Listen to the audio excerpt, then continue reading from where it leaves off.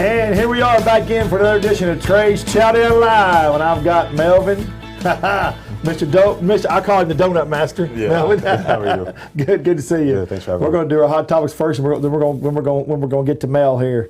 You like Mel or the full thing, Melvin? I've been called worse. You've been called worse. Yeah. You've been called Doughboy, I know. Okay, everybody, in Fort Worth, if you've been sticking around, if you're around Fort Worth and you hadn't seen this open yet, then you haven't been paying attention. But there's a new place on West Fort Worth called the Meat Board. They have great hamburgers, hot dogs. Are open for lunch, but their biggest thing is they have fresh cut steaks, hamburger meat, all kinds of proteins. They sell some fresh breads there. They have classes. It's a neat deal. Check it out. It's Meat Board, meat like a board, B-O-A-R-D. Salaryman in Oak Cliff is open. It is a fantastic. They only have 24 seats, and they don't take reservations. 24 seats. They take reservations, and they're full all the time. They're proud of what they do. I called him up one day, and I said, can I get a reservation? He said, no, you can't. Come wait like everybody else. Okay. Wow. I'll get over there when I can, buddy. And we have a new one opening up next month in downtown Arlington called Quintera. Quintera Ramen. It opens up February 13th, downtown Arlington, close to Hurtado Barbecue over there, Hurtado Barbecue.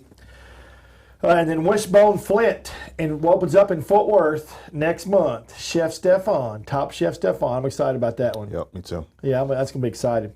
So check that out, Wishbone and Flint. Last but not least, you ought to look up Lost Ruby Ranch. It's in Bottom. This is a guy that has a whole lot of goats. He's selling award-winning goat cheese. His name is Paul Allen, and he has got a fantastic, it was going to be his retirement deal, and now it's blown up into a full-fledged farm with employees and hundreds of goats, and they're all pampered. They all have indoor, outdoor things. It's a really neat deal. Nice. Yeah, I thought it was kind of cool. All right, so now we're going to get to Melvin. Melvin, Doughboy Donuts. Yes, sir. Man, it's great to have you here today. Yeah, thanks for having me. I really appreciate it. Mm-hmm. I've been waiting on this one. So, Melvin, you started Doughboy Donuts, and we're gonna kind of go chronological. But you started Doughboy Donuts. So everybody doesn't know, right here, Doughboy Donuts. You can see them right here. All kinds of craft, delicious handmade donuts. We're gonna get into where that came from. So, Melvin, you're from Grand Prairie. GP, yes, sir. GP, that's where you grew up. Yes, sir. Grew up in Grand Prairie. Yep.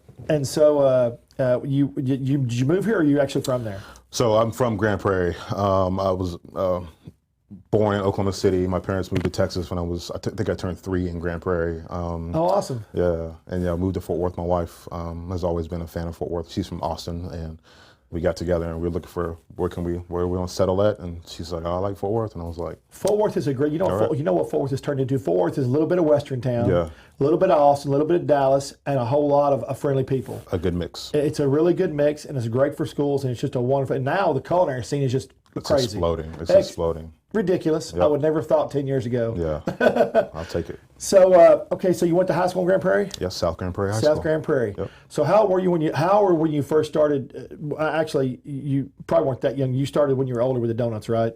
Correct. So what gave you the idea to start messing around with donuts? No, at the time, no one was doing it in Fort Worth. I've always had a sweet tooth. I always liked baking and eating sweets, and that's a family thing. We've all got a sweet tooth. But I had heard of this place in St. Louis that had these crazy donuts called Strange Donuts. Strange Donuts. So I looked it up, and they had pie toppings, and they had the Oreos and all this bacon and stuff. And I'm like, man, that looks really good. So I started, looking on the internet. Where can I find that here in town? And nothing at all. So. And what year was this? 2014. Okay. 2014. 2014, 2015. And I was like, I got to find a place. But there were a few in Dallas, and there was just one or two, I think. So I don't know. That was my aha moment. Maybe you should try to, this could be what you do. So you started Google? Is that what you Google stuff? Is that what you did? Google, started Good looking old Google. Good old Google, man. There were some Tumblr pages that had donuts and Google Images and. Okay, I love Tumblr. I'm on Tumblr. Yeah. I've got 10 different social media pages, platforms. Okay. I'm on Tumblr, and I post 3 or 4 times. I love Tumblr. Yeah. It's got a lot of great food on it, and I the agree. pictures are always fantastic on Tumblr. Yes. Yeah. So you looked at that, and so when did you? So you never baked donuts before? No. What'd you do before that? In between, what'd you do? I was in the restaurant industry, so. Oh, perfect. messed around with a few other things kind of here and there, and we call that getting a real job. So you got, so you're in the industry, so I'm gonna go out and get a real job and try this, try that, and nothing worked, and it just wasn't for me. So was it fast food, full service, fast casual? What kind of business was it? It was a restaurant. So full service restaurant. I was most recently was the kitchen manager at the Keg Steakhouse and Bar. So hey, one on Brian Irving. Yep. Why'd they close? They were always doing lots of business. They weren't. Okay. It was They were when they opened up. Yes, it was the lowest volume store in the U.S. and there was only at the 3 and 4 in Texas, and we were the slowest one. But then when they put the highway in, that killed a lot of the business. And you had to go up and down to get to there. That. And there's a huge crane basically right in front of the building, and it kind of killed us. But when traffic opened up back up with everything, it picked back up, but it was the damage was already done, so they decided to shut it down. So okay. So you did that. So what made you? How did you cook your first donut?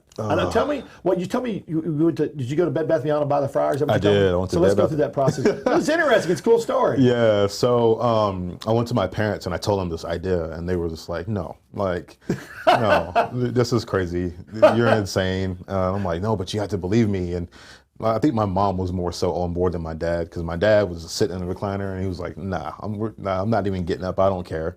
And they thought you were just kidding. They thought I was messing around, but they soon figured out I was not. But so I went back and forth with a lot of different things as far as flavors and profiles. Most people don't know that, but a lot of the mom and pop donut shops, they don't make their donuts from scratch. So it's a pre-made mix. It's in a bag. You add water. You add yeast. Voila, or who knows what, maybe other things. I'm not sure. I didn't know that. Yeah. Are you serious? Yeah. So hang on. So let's see. So the mom and pop donut stores I see, they don't make them from scratch like that. The majority of them do not make them from scratch. Yes. So, and even their cake donuts, their yeast raised donuts, they're pre-mixed. It's a mix. I've been approached by companies that sell frozen donuts and things hell. Yeah. That wouldn't even. You could taste the difference. Yeah, but I don't think some people can. So you don't think they can? Well, some people probably can't. They just don't. They don't know. No, they don't care. Oh, they don't care. This is the way people are, and I've learned this since I started this culinary. And I owned restaurants for many years, but when I got out of the restaurant business and I wasn't focused just on my business, and I started focusing on restaurants all over the United States and Texas and stuff, I started to see and started to understand people's habits on social media and stuff. People are very narrow-minded. It's and they don't mean to be. It's just a life. You live it. You have kids. Right. You have a job. So they stay in about a 3 mile range, 3 to 4 mile range. It's their comfort zone. They go to work. They eat. Yep. Every once in a while, especially they'll drive out. But that's their deal. That's what they do. Exactly. And so if they find a donut shop, it's pretty good or it's okay. Yeah. Bam. But then when you find something that tastes differently, then they know. But most of them don't ever venture out. But because of social media now, in the last 5 years, they're starting to do that. Yes. That's what social media has done for Absolutely. it. So here we go. So go ahead and finish. So 90%, you said? I don't know the actual percentage, but it's an overwhelming majority. Your mom and pop most likely does not make their donuts from scratch. So I've eaten a lot of donuts in getting ready for this moment. So we went all over the state, donuts here, donuts there, trying people out, and you can tell. So I even played around with that. I said, that's what everybody else is doing, so it works, so why not me do it? But it just didn't feel right, because at home, if I'm baking a cake or if I'm doing something or cookies, even like as growing up, we never used a mix. It was always from scratch. Right. It was always, you do this, you do that, your sugar and your butter, you break down your butter, you add your sugar, you mix it up, this, that, and the other. So was your mom that way? Was your mom a cook? My mom was that way, yeah. She's I bet she's a good one. She is. Damn good. So I said, I'm going to try to make them from scratch. And how hard could it be? But it's extremely hard. I'm sure it is, If you've never done it before. So there's a lot of things that I had done, and just figuring out yeast, that was the hardest part. Oh, that's got to be terribly hard. It is. One little thing, bam, right? Exactly. It's temperature of water, it's humidity, environment, a lot of different factors go into it. And it's not just add it and mix it up and go. I was telling you earlier, all the cooking shows make everything look so easy nowadays, and it ain't that easy. So No. they do a lot of, when they're not live, we're live. When you're not live, everything I do is live for ABC, for Fox, here. So you can't manipulate anything. Right. But they manipulate a lot of stuff, and they don't show you that stuff, and I know it's difficult. I want to take you back 1 second to your dad sitting in that recliner, and he says, oh, no. What happened from there? What was the process from there? This is a combination of 3 or 4 different recipes. I picked from here, I pulled from there, I threw this out, added that, whatever. My uncle is in culinary, my aunt is in culinary. They both teach at Ben Barber Technical High School in Mansfield, and they're chefs there, the chef teachers. So I got some input from them, input from my parents. Long story short. So self-taught. Who? You are self-taught. I'm self-taught. Yeah. I'm self-taught, yes. Yeah. In your kitchen. In the kitchen, yeah. By you and mama. Me and mom, yeah. I'm an only child, and I got. Oh my gosh, you're the baby. I didn't get this big by accident. So I used to stay home a lot too. Actually, summers I like to stay home. You know, I'm a bit of an introvert, so home alone, that's my thing. So, and I had to eat, so you know, I just started making stuff up, or she would leave something, or I'd make something, and it got to the point they were like, okay, you're gonna cook once a week, you know, for the house. So that's kind of really how cool, I got though. that. So yeah. You know, I think more families should do that nowadays. I truthfully think that we could get back to being a more family units. For sure. If the kids had to cook and clean one day a week, each child, if there's 2 or maybe 2 days a week, I think it makes them have a lot of more respect and understanding of what it takes to run a house and all that stuff. Yeah, absolutely, definitely agree. But but I'm trying to get to with my dad. Yeah. So we finally, when we got this recipe down, he's in the recliner, he's watching TV, he's not interested in anything we're doing, and that first bite, he was hooked. First bite, he was just like, he looked at us and we're like, yeah, we told you, like. Come on, man! Like it works, right? You like it, right? He loved it. So yeah, did he finish it? Oh yeah, of course. yeah. Do you remember what donut that was? It might have been the last call, if I remember correctly. So the last call. What was it? The last call is a maple syrup, Nutella, peanut butter glaze, topped with coconuts, chocolate chips, pecans, and Oreos. Stop. So a little bit of everything. That sounds like a state fair donut. Yeah, that's kind of that's kind of the basis on it. So you did that one. So you obviously got your dough correct. You're from scratch dough. And when you're talking about trying to figure this out at home, that is seriously made from scratch. Yeah. I mean, you can't get any more made from scratch than that. Absolutely. Yeah. So was it like when you got it done? Were you happy? It was, and because I had worked with some of the dough that I had done in the very early stages, and if you've had a donut from me in the very early stages, I'm sorry. They probably weren't good, but I appreciate you still supporting. But heavy, overproofed, super, super dense. But this right here has got the good balance of having that density and having that softness. The light, fluffy, melt in your mouth generally is not a scratch-made product. So this has got some body to it. It's got some bite. You know, you're gonna work in your jaw. So that's kind of the point I wanted. I want it to be different enough that it didn't scare away the people who are used to that mom and pop thing, but you know, something that wow, like it's different, and it is, and it's not for everybody. And that was a hard pill to swallow, that everyone was not going to like these. Yeah, and it is what it is. What you're saying is if you want to do it for the mass, you could do something like Krispy Kreme or something like that, where you mass produce everything every morning, right? Exactly, exactly. And no, I call you a craft donut. That's what I call you. Yeah. Because you're a handmade product. Everyone's made to order. Right. No matter how big the order is, and we're going to get into that in a few minutes because some of your stories are funny. But everything that you did brought you to where you are today. For sure. And you're very successful. So you did that, and then you went and you started making donuts out of your house. And I love this story. You started making donuts out of your house, right? Yeah. So tell us about how that started, and you got your mom, dad, everybody involved. Yeah, I started an Instagram page. Good old Instagram. Good old IG. Mom was like, well, don't put anything up, and I'm like, nah, I'm going to post it. And people started, get a few likes here, get a few likes there, and every picture I took was in my kitchen on one of my plates or on one of my parents' plates. Right. Did that. I just lost my train of thought. Yeah, making it from home. Right. Yeah, put on Instagram. Then I started getting orders from people that were following me. Hey, can I get half a dozen? Can I get a dozen? At the time, I'm like, yeah, sure. So between working and the family life, I was like, yeah, I'll make donuts before work and I'll drop them off to you in Walmart or at the mall parking lot. And how much were you charging at that time? I can't remember. I'm sure you weren't charging for delivery. You were just doing it and dropping it off. I was just doing it and dropping it off. Whatever. Slinging donuts, boy. Just slinging the dough, man.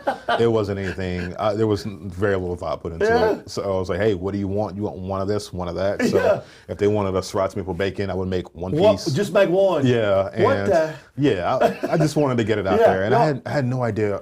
In my head, I thought it could get to something like this, but I had no idea. So. Yeah, it's a dream. Exactly. But you have to chase your dreams, and you chase that dream. Yeah. And that's what's important. Anyway, Absolutely. So go ahead. You did it. You did making donuts. Making the donuts, meeting people in random places late at night or early in the morning. And then it got to the point to where I couldn't necessarily leave my job. I had a good job. I didn't want to leave. But you couldn't make any more donuts. But the balance was just too hard to keep up. So that's when I got the food truck. So I said, hey, I'll do my food truck from on my off days or on other days, because we have donuts laid out all over the place in people's kitchens and my kitchen and my parents' kitchen. Yeah. So before we talk about the truck, I want you to tell about the big order we had, everything laid out there. Yeah. Tell us about. We had this large order. Actually, this happened to me twice. I was doing an order for someone in downtown Fort Worth, and I lost that account on this time because I couldn't keep up. It might have been 250 donuts, and I was frying them 2 at a time, just because. It's just what I had done, and I wasn't smart enough to hey, go get multiple fryers. Bigger. At that point, you weren't thinking bigger, right? Exactly. I wasn't thinking big. So I'm like, this is what I'm doing, and it works. So I'm gonna make it happen. So my mom gave me these wooden spoons, and I was using the handles of those to turn my donuts. Okay. Yeah. I see people turn them with chopsticks or something. Yeah, that's what we have now. It's a donut turning stick. Okay. It's like a thick chopstick. Okay. But I was using the back of those spoons because I didn't have anything else, and anything else would melt that I had in the house. So, donuts laid all over the counter, the kitchen table, the bar area, covered in terry cloth, trying to fry them. So and picking them back up by hand. So that's one thing we don't do in the shop is once they're on this frying screen, they don't come off that screen until after they're fried, because you touch them, they get ugly. Your fingers, the weight of your fingers presses down into them and things like that. So it was a mess. It was a huge mess. Overproof donuts. I would burn donuts because I was too busy dropping them and then running over here to grab more to do this. Trying to make a circle, right? Trying to make a circle, and it was way too much. But you know what? You didn't quit. I didn't. You didn't quit, brother. And that's why you're here now. Man, it was tough, but I didn't quit for sure. So you did that, and was there ever a point where you had cake and flour and everything all over the house, or was it just? My wife hated it. She hated it. I had bags of flour here and toppings here and stuff laid out, and I've got 3 kids, so they were all over the place, and I'm like, hey, this is my area. Don't touch my area, and. Yeah, it was. Dude, I have OCD. Yeah. I would have a freaking heart attack. I'd probably have to leave. Yeah, it's best, especially before work. If I'm running late or something's happening, and I'm like, sorry, I got to leave this here. It's covered in flour, and there's stuff all over the place, and I'm sorry, just put it in the sink. I'll wash it when I get home. But yeah, she was so happy to see that mixer leave the house. So you got how'd you find your donut truck? Well, the donut truck is white. With your little doughboy on it, right? Yes. Okay. And I remember the first time I met you after you got your truck, but I remember you were real busy. I mean, you had a line of people like 30 deep. I think it was, I was at an outdoor event somewhere. Okay. But I was there ain't no way I'm standing in that line. It just kept getting longer and longer. So I went by and threw my card and your door was open. Yeah. And I threw my card in there, and it landed in the right place. I had to walk by 3 times and throw a card in there to where it got to the right spot. I wanted it, but that's why I met you. So I met you after you got your food truck. How'd you find the food truck? So I found it through, how did I actually meet this woman? But this woman had her food truck, and it had been sitting in her driveway over in the Fairmount area. The one you have? The one that I currently have now.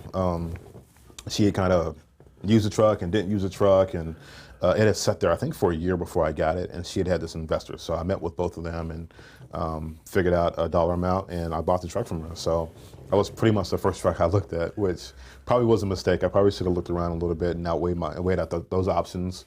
But got the truck, got it cleaned up, and we hit the road. Dude, you were excited. Yeah. You were trying to take care of business. Oh, my goodness, yeah. And you were passionate.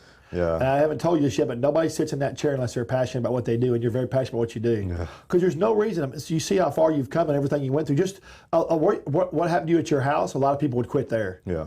First of all, most people have a hard time working a full-time job with a wife and then trying to come home and work. It's tough. Yeah. So I hope you pat yourself on the back every day. I hope you look up, get up in the mirror and go, man, I'm successful. Man, yeah. I'm almost there. I can taste it. I'm almost there, I feel. So you got in that truck. Mm-hmm.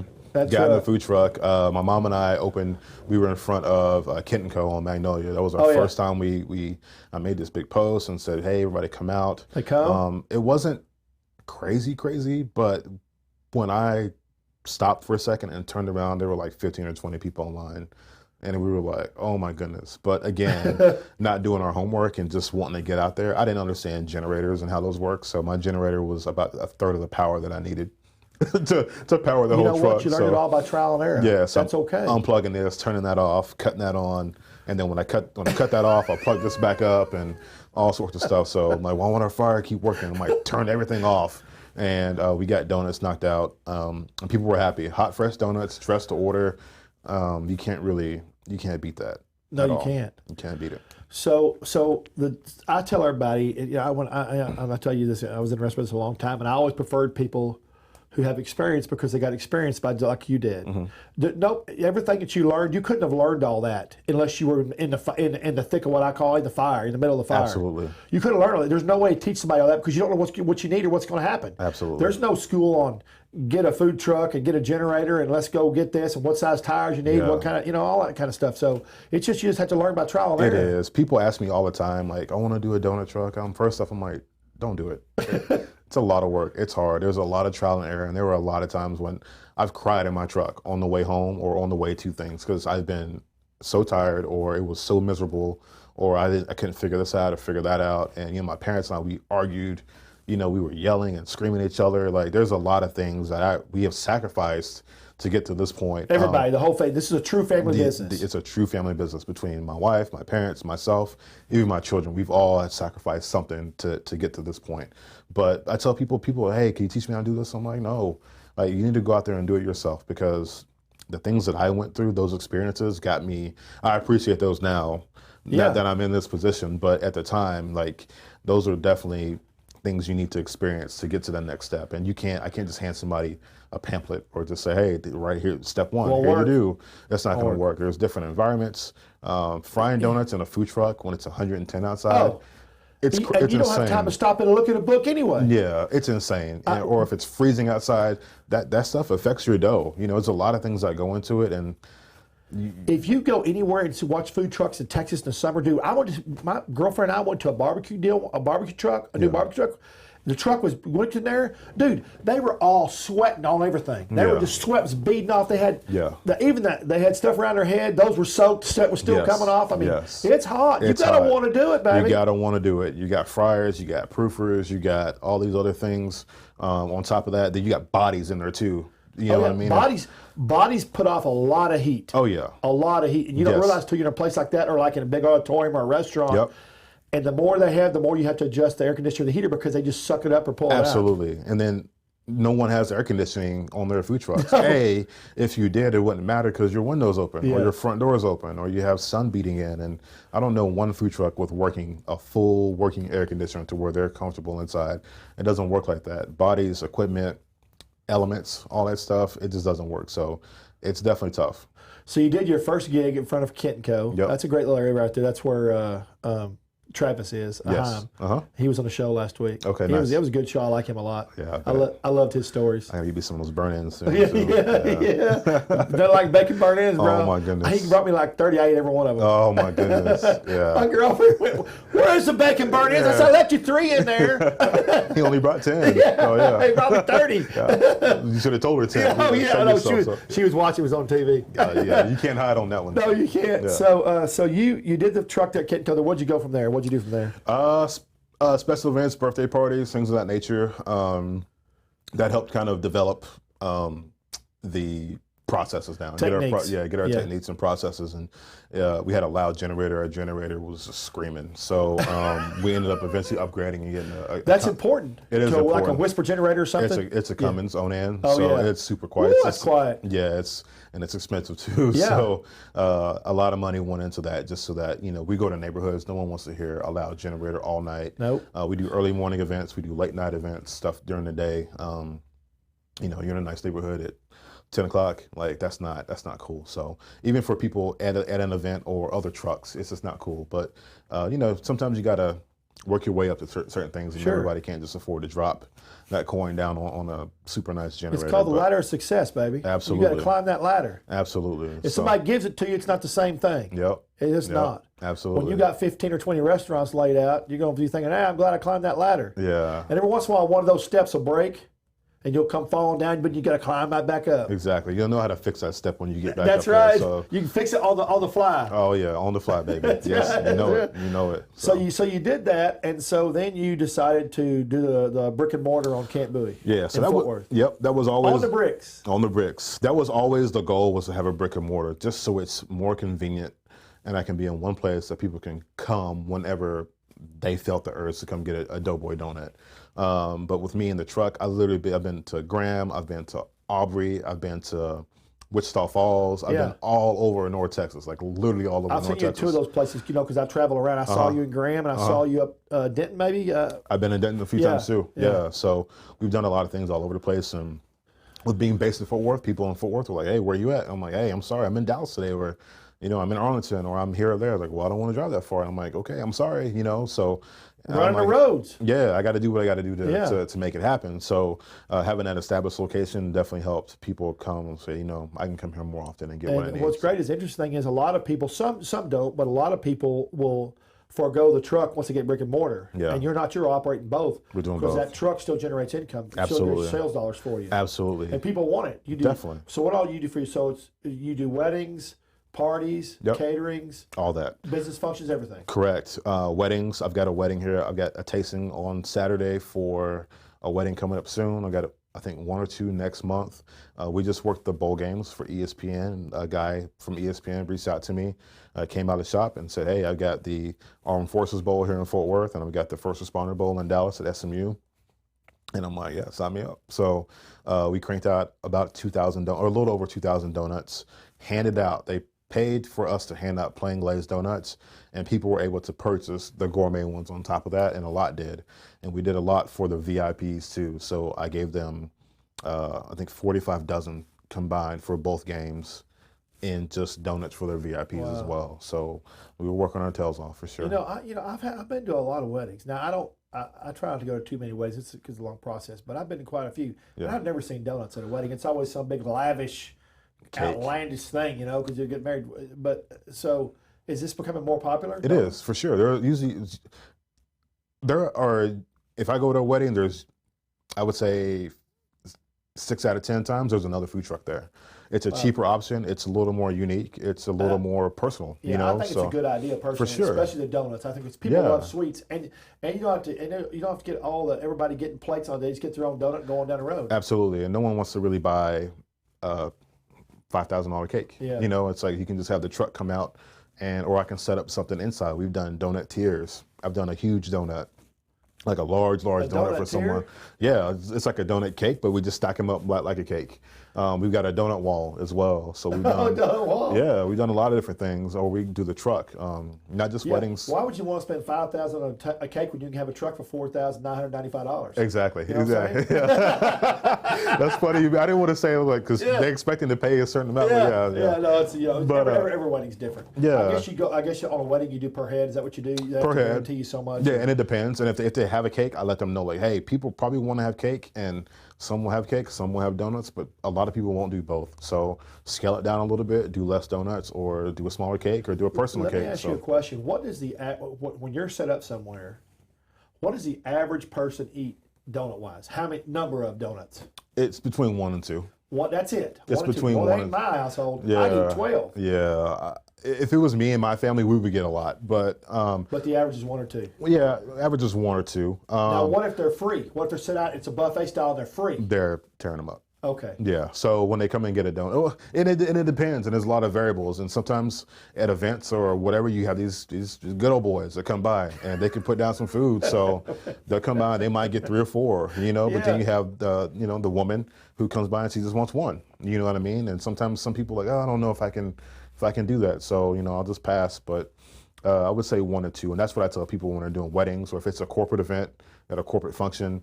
I say in between 1 and 2 is what I would budget for. So, well, I was always curious about that. Okay, so you got Fort Worth open. It's a cool deal. Your Fort Worth your location has got a little living room. It's a neat deal. Yep. It's got a sitting area, but it's also got a living room with a little fake fireplace. Got the fake fireplace. Very cozy. Yes. I really liked it when I was in there. I had a hard time leaving. Yeah, that's the idea.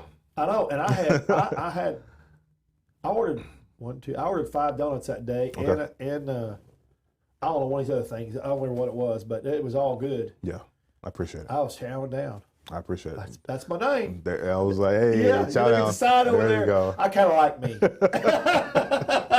That's funny. Yeah. All right, so let's get to the creativity. So You've got a lot of great donuts. Sure.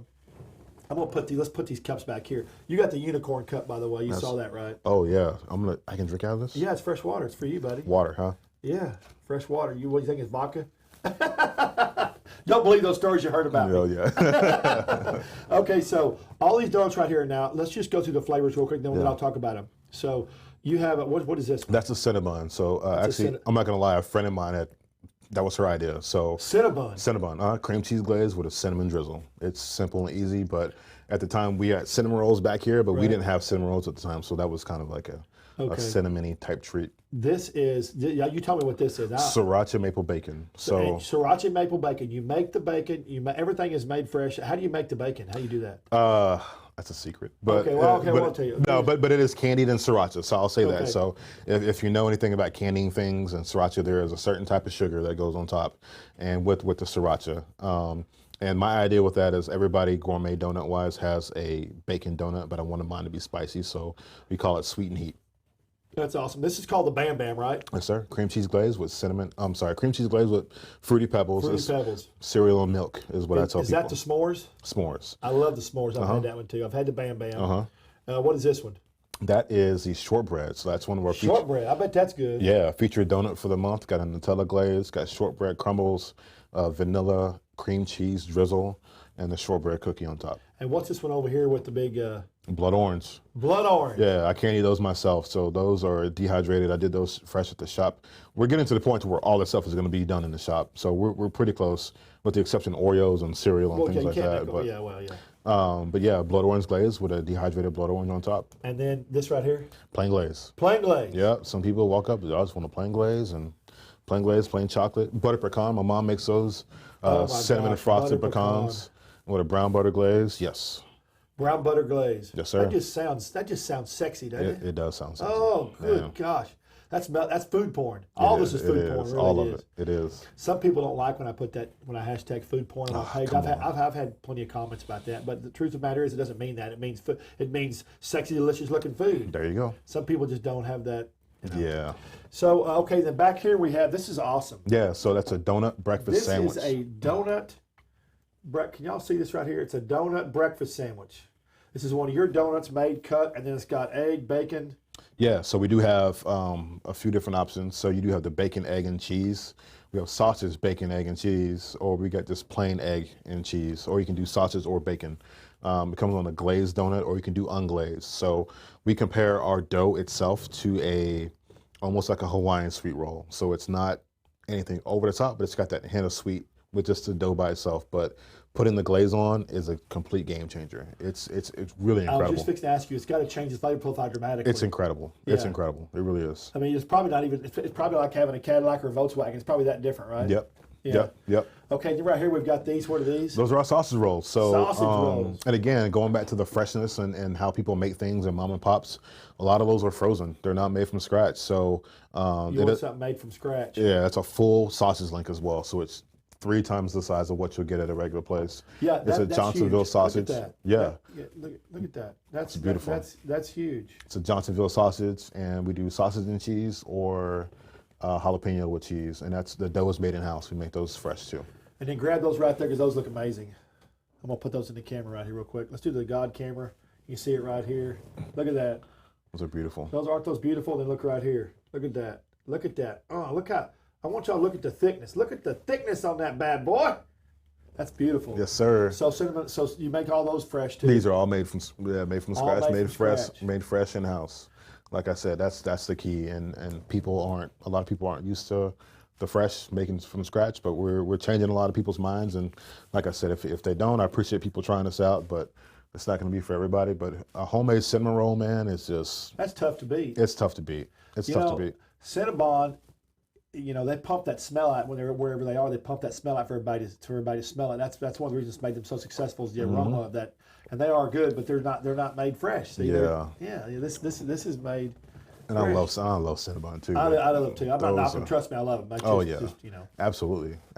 Look at the thickness of that. That is just beautiful. Yeah. So where do you get your creativity? Where do you get your drive and your creativity to create the flavors for the donuts? Usually, if I see something or there's a flavor profile like this right here, it's pistachio lime. So I try to think of flavors that are complementary to each other that may work. Like the sriracha maple bacon, just having that sweet element and the hot element. Yeah. Yeah, sweet and heat. It's just Or I might see something else from somewhere else, and I'll just try to make it better. So our cheesecake donut and our s'mores doesn't just have graham cracker crumbles. It's actually ground up Cinnamon Toast Crunch.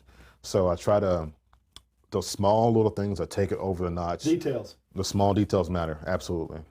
The sriracha bacon, how's that sell? Pretty good. It's a $4 donut, man. And usually people are really put off by that. But a lot of work, a lot of labor. It's a lot of work, a lot of labor to dress the order, and that bacon is expensive, man. So, but yeah, they're not giving. You don't see free pork walking down the street and have free pork, right? No, it's expensive. I would say 9.9 out of 10 love it when they try it. Yeah, you get a lot of comments, oh, bacon, this and that, or sriracha, oh my God. But once people try it, they're hooked. I'm sure, yeah. Kind of like your dad never recliner. Excuse me. Yeah, exactly. Just you like gotta have thing. If Dad likes it, everybody's gonna like it. Yeah. That's a great story. So you're like, did you make all these flavors? No, your friend made that one. Yeah. So she made that one. The butter pecan. We did the sriracha with bacon. Your mom made that one. Well, she makes the pecans from scratch. She makes pecans. So you have to that's crush our the donut. pecans. Yep, we chop them all in there too. So we buy the pecans raw, and she makes them at the shop, and we chop them up pretty much every other day or so. That's awesome. So, yeah, the blood orange, that one's not anything proprietary, but a lot more. And we rotate our menu once a month too. So every month there'll be different donuts. I was just fixing to ask Some of these stay on the menu because they're all popular, but we rotate 3 to 4 flavors a month.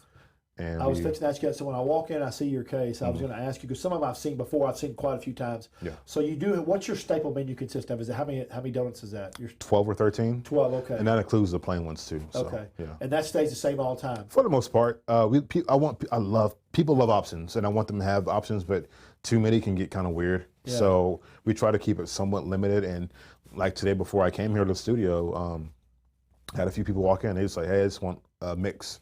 And I said, hey, we have 12 in the case. Do you want to just do one of each? And I'm like, that's perfect because they can cut them up and people can share and taste. And next time they come back, it may be a little more of a, hey, I want 3 of those or 2 of those or 6 of those. So, well, unlike a lot of businesses, like if you're selling steaks or whatever, you can put that, hamburgers, you can put that stuff in the cooler. Barbecue, you can hold it in the refrigerator until it's ready or whatever. Yours, there's no holding over. There's no. It's a fresh deal, man. Yeah, it won't taste good after a couple hours. Yeah, it's something. It's got to be eaten pretty soon. My parents. You won't send it out, will you, if it doesn't taste right? Oh no, absolutely not. If I won't eat it, then I'm not going to make someone pay for it. That's for sure. That's not right. That's not. And then it would just make someone upset, and they'll just never come back. But if I let them know, like I've told people, hey, I don't like the way these look, so I can't sell them, but I can offer you a cinnamon roll or something else, or because things happen. We're human. We make mistakes, and the elements could be working in the shop, or hey, it just got hot all of a sudden, or it's freezing outside, and that affects a lot of this stuff. So if it's not right, I'm not going to sell it. Can you, now that you've been in business not long enough and you've done everything in the world with it, can you look at one and tell when it's not right? Like if you didn't make it, could you look at it and tell what's right? Or feel it? Yeah, it's more, you can look at it, you can see. Some of them will have cracks or creases on the top, and it's not like an old-fashioned cake donut.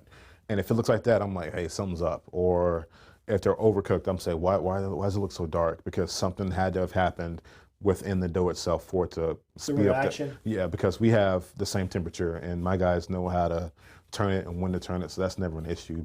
And definitely weight. If we pick up our donut screen out of the fryer and it's super heavy, then there you know right away. Red flags, absolutely, instantly red flags. So how often do you get to a point to where you make a bunch of donuts and you spend all that money making them and then they're not right? Can you stop the process now before that happens, or sometimes it still happens? Yeah, if it's done, it's done. But during the process, it's important when you're mixing donuts, don't overwork it, especially dealing with yeast.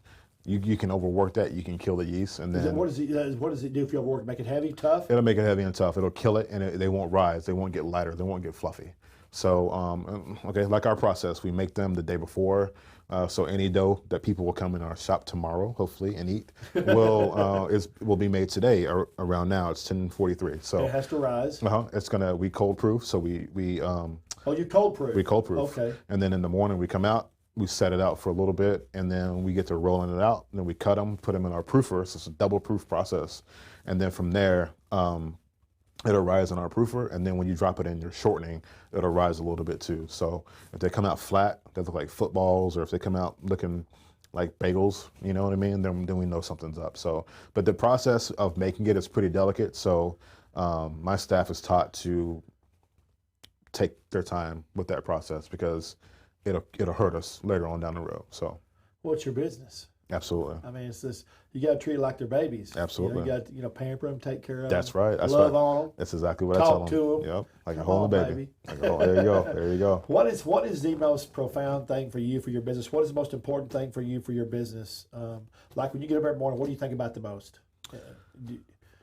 Just I don't know. What would it be? What would you For think? me, it's just consistency. Because I think with consistency, everything else will come. If I can put out a beautiful, perfect donut every single time, then you're going to take a bite, you're going to tell your friends, and that you tell that one person that one thing, it's just going to spread. So if we can be consistent, I think people love that.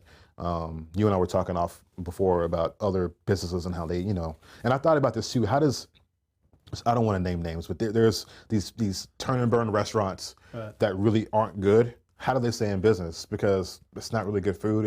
But it's consistent, and that's what people like. It's consistent. What I tell you, 3 to 4 mile radius. That 3 to 4 mile radius. Yeah, and it's close. So if we can be within that radius, if we can be within the area of people willing to walk or drive or ride their bike to, but people will drive for this. I hope so. They'll drive for that. Yeah, they'll drive for that. Yeah. That's not it's not a common thing. It's like where you are now. Nobody's doing that where you are.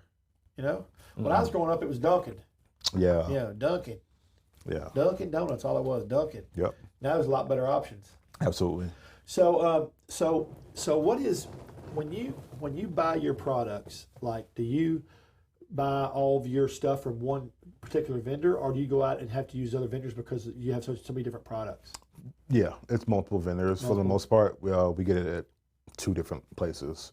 But sometimes you might find pistachios $1 cheaper somewhere else. You're talking A lot of money. Salted pistachios, $11, $12 a pound. What fluctuates most in your business price wise?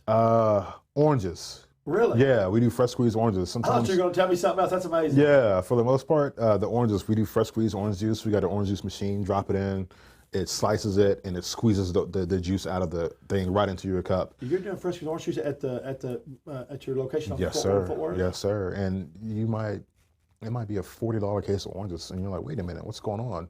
And then we need to look at other places. I bought oranges at Central Market because they're cheaper than my normal place. Or there's a I can't imagine that. Yeah, there's a farmer's market. My mom found it on the east side, and same thing. So go pick stuff up there too.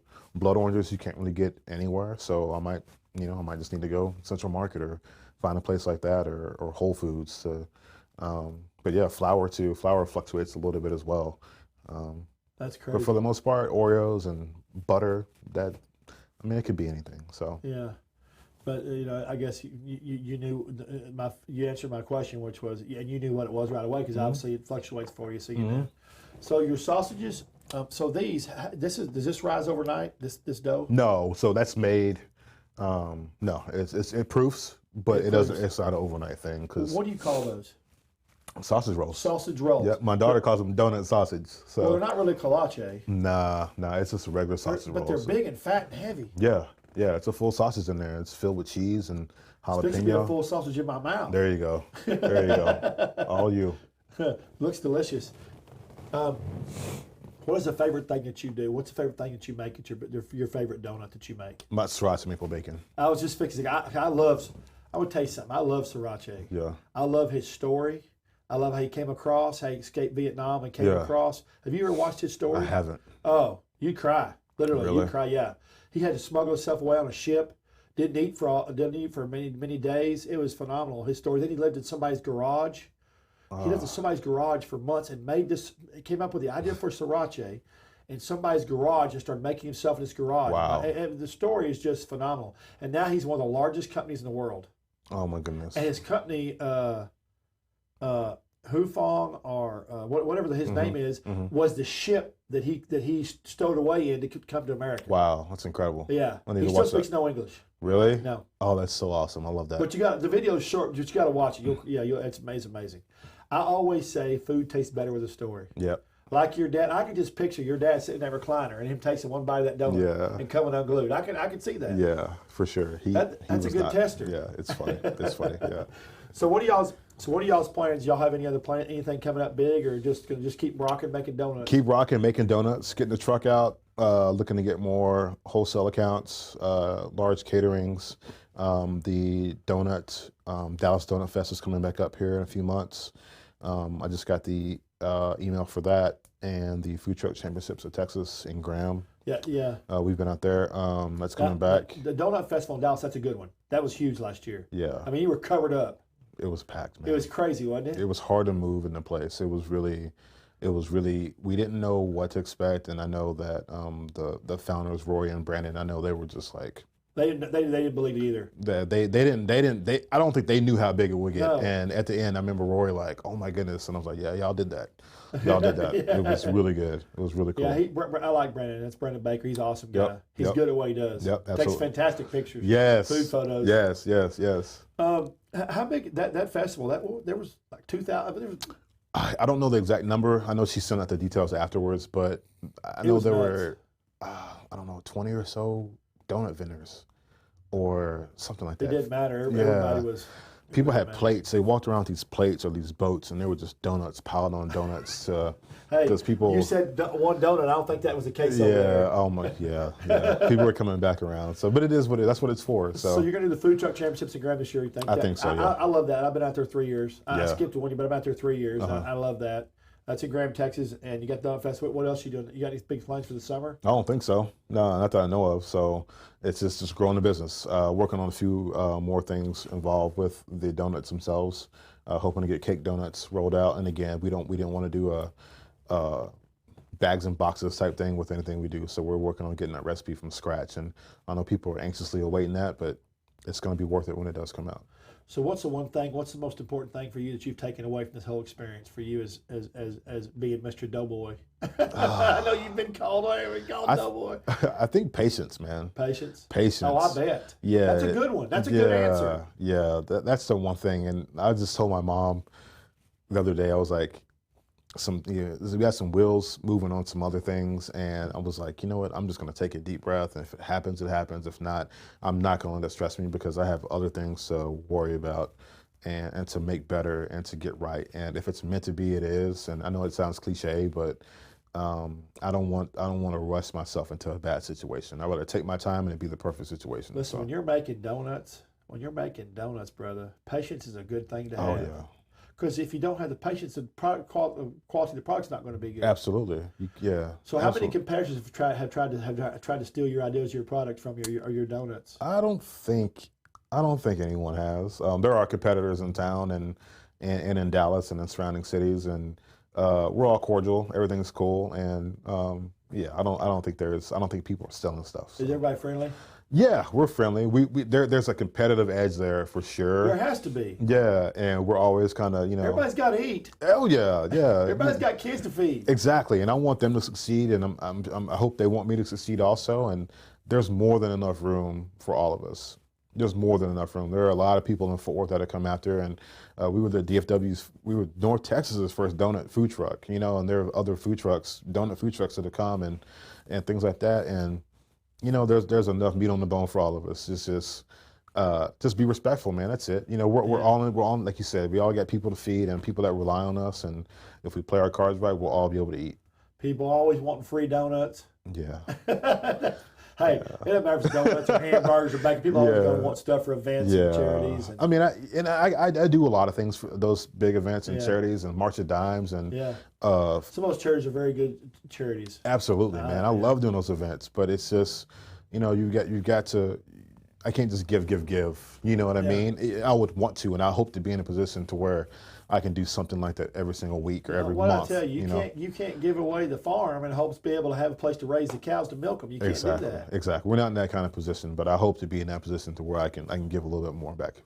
So what's your favorite? Where was your favorite place to be? At the shop or in the truck? It depends. Depends on the day. Depends on the weather. I like to shop. But there are times when it feels good to be out on the truck and be on the road. We did a thing yesterday for the Tri-Delts at SMU So we were back and forth from Fort Worth to Dallas and back, and it was cool to be on the truck. And those girls were nice and fun and respectful, and they were excited. Which when people are excited to try my food, that makes me really excited too. Yeah. So I think being out in the truck, you get out, you get to motivate, you get to get out of your environment, be outside. I like doing that. Plus, you get to meet people. Exactly. You meet people. Those events are rarely the same. They're rarely they're the all same. different. They're all different, and that provides a little excitement because you don't know how it's going to go. So, what has been your favorite event you've ever done? Favorite event? We did a bar mitzvah. Oh, wow. In Highland Park. Oh, wow, but that was good. I didn't know that they let the kids drink. Oh. So that was fun. Oh my gosh, there were a lot of people there? There were a lot of people there. The Highland kids. Park had to be a good one. It was good. The kids were having fun too. But Oh my gosh. the Dallas Donut Fest was pretty fun too. I'd say that's probably one of my top ones. So That's really fun. awesome. Yep. So I want to know, everybody. You said this earlier, and I've been sticking in the back of my brain. It's the family. We said this, but we didn't. It's a family operation. Mm-hmm. Your mom helps you. Yeah. Your dad helps you Every day. Your wife's a school teacher. She teaches fourth grade. Yep. She teaches. I bet sometimes working with donuts might be like being in fourth grade. So she's and your kids. You got 3 kids. Yep. And do they ever help in the business? Not really old enough yet. They're not old enough yet, but they want to. I bet they'll eat them. Yeah, they eat them all the time. They love it. You bring this home or bring that home, or if I bring a box, my son he'll climb on the fridge to get something, or he'll work his way up to find that box, or they see that brown box come in the house, they know what time it is. So. They know what time. Yeah. So if somebody wants to get a hold of you, wants to do you do caterings, business events, weddings, everything like we talked before. You do food. You also do outside food events and stuff. Correct. How do they get a hold of you? Email is best, or is that Doughboy? Doughboy Donuts DFW at Gmail. It's long. Doughboy Donuts. Donuts is a shorter version. DFW at Gmail, or Facebook, Twitter, Instagram. Send me a message. You're on Facebook, Twitter, Instagram. Do you have a website? DoughboyDonutsDFW.com. DoughboyDonutsDFW.com. Yep. You wait till it's Doughboy Donuts Worldwide DF.com. Oh man, that'd be cool. Wouldn't that be great? That'd be awesome. Worldwide. Let's do it. Let's make it happen. Yeah. People will be eating them, won't they? I hope so. So what are your flavors this month? I know you said you have flavors of the month. What are they? These 3 here. These 3 right here? Yes. So the blood orange, pistachio lime, and the shortbread. And I'm hoping to have a filled donut in the next month or 2. And you don't do cake donuts yet? Not yet. You might do it, but right now I'm working on it. Got to perfect it first, and then it'll There be. you go. Yep. Perfection. I like that. When it's right, it'll be out there. As soon as I have it right, it'll be out there for everybody. Perfection, baby. Yes, sir. That's what makes a good donut. I'm going to have to bite off each one of these. Go for it. I hope my girlfriend's watching, because I'm going to tell her, I don't know, I didn't get any donuts today. I didn't get any sandwiches. I'm going to take her one of those sandwiches. Yeah. She'll like one of those sandwiches. Tell her it was pre-recorded, and we did it 2 days ago. Yeah, it was pre-recorded. So, yeah. We use props. There you go. We use props. There you go. Okay, so if you're trying to get a hold of us, as usual, it's Trey'sChowdown.com. That's Trey with the E. If you go to Trey'sChowdown.com, if you're a first-time watcher or listener, we've got everything. We've got our videos. We have our show segments. We have our stuff with ABC, Fox, Blaze. Everything that we do is on the website. It's a massive website. You can go, take a little time, search around, find what you want. It's neat. We have a restaurant guide. We have a barbecue guide. We have a hamburger guide. We got the best hamburgers. We have our best hamburger for 2019 coming out at the end of this month. Nice. We've been doing those now for 4 years. They've just gotten huge. My barbecue reached almost 4 million people last year. Really? Oh, it's crazy. Sorry. Your time frame? Do you really hit all these spots? Do you have like a method or a year? It takes me a year. Really? I did about 100. I did 129 barbecue restaurants at 119 different. I had tried 119 burger restaurants, about 150 different burgers. Wow. And I'm still trying some burgers for 2019. I've got to fit some more in, because I want to make my test bigger and better every year. Wow. So, because people love hamburgers, love barbecue. Oh, yeah. I'm going to do a donut one, I think. I'd like to do donuts. I want different donut flavors and stuff. I think I want to do that, because I think it'd be a neat deal. Uh-huh. It just, and I want it to be, it's thorough. I give locations. I give what the food was like, what the people are like, and I rank them, and it's a really neat deal. Nice. And that comes out at the end of January. My barbecue comes out in March. The Bloody Mary already came out. It came out last month. Oh, and my chicken came out last month. It was a neat deal. Nice. So, Trey'sChowdown.com. Please hook us up on all the social media platforms. We are on all of them: YouTube, Facebook, Twitter, Tumblr, Oh man, Snapchat, and we post on 'em all day, every day. So if you like food, you like events, you like seeing our show, please friend us, hook us up, and watch our show. And we'll be back here again next week. I like to say same time, same bat channel. Melvin, thanks so much. Yes, sir. Thanks for having me. Yes, sir. Doughboy Donuts, go check them out. Fort Worth and Doughboy DFW. Doughboy Donuts, DFW.com. Doughboy Donuts, DFW. That's a long one, isn't it? It's a long one, man. I'm gonna change it soon. It's too much. Yeah. Doughboy Donuts, DFW.com. Yes, sir. See y'all next week. Thanks for watching. Adios.